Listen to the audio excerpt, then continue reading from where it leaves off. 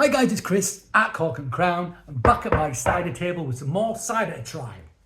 Well, I've got two things to try actually, but I'm going to do two films. Both things I picked up at the cider salon last weekend. It might have been ages ago now because I'm being very slow in uploading these films. However, it's a very hot day, so I'm going to have two things to drink, which are very cold from the fridge. This is brilliant. First one, I don't remember having this stuff.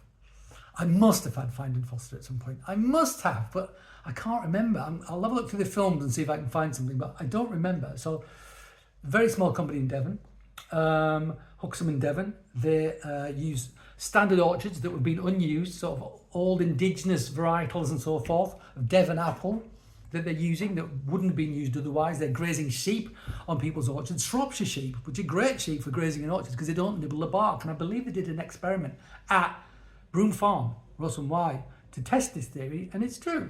A lot of sheep will damage trees. Shropshire sheep, they don't apparently. So they're great. They fertilise the soil. They get the grass in check. Brilliant thing.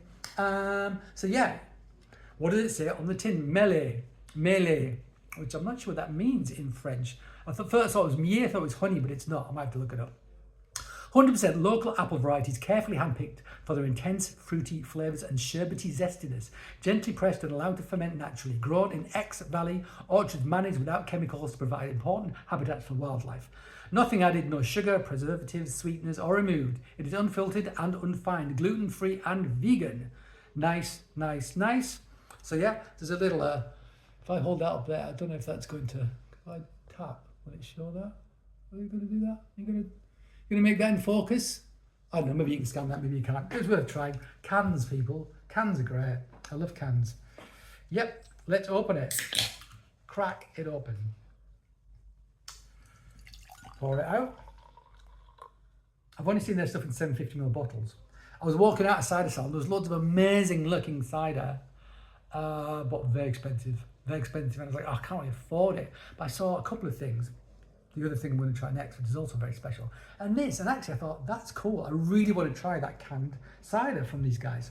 So for me, it was almost more interesting than the bottled stuff, you know, because it's so rare to see people making that sort of cider and putting it in cans, but I think it's becoming more common. Look at that. There you go. Nice colour. Lovely amber. Hazy. It's unfiltered, as stated. Let's have a sniff.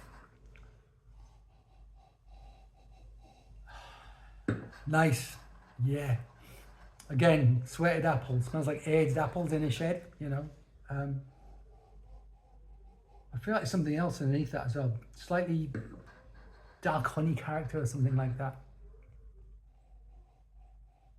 Yeah, subtle but mouth-watering, delicious. There's like that sweated apple and then that baked apple kind of thing as well. I would say these things a lot, but you do get these things a lot. And actually, once they warm up, sometimes more flavours will develop, and I'll put those on the screen. Let's taste it.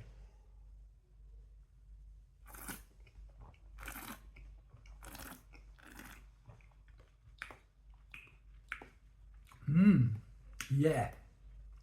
So medium, I think, did they say medium or medium dry? 2024 vintage. I didn't mention that. 5% ABVs, quite low ABV. Didn't mention that. They must be getting the sweetness in there somehow. So how are they doing it? Cold racking. They do Kiev, I know that. This isn't Kiev, I don't think. No, it's not Kieved. No, it's not Kieved.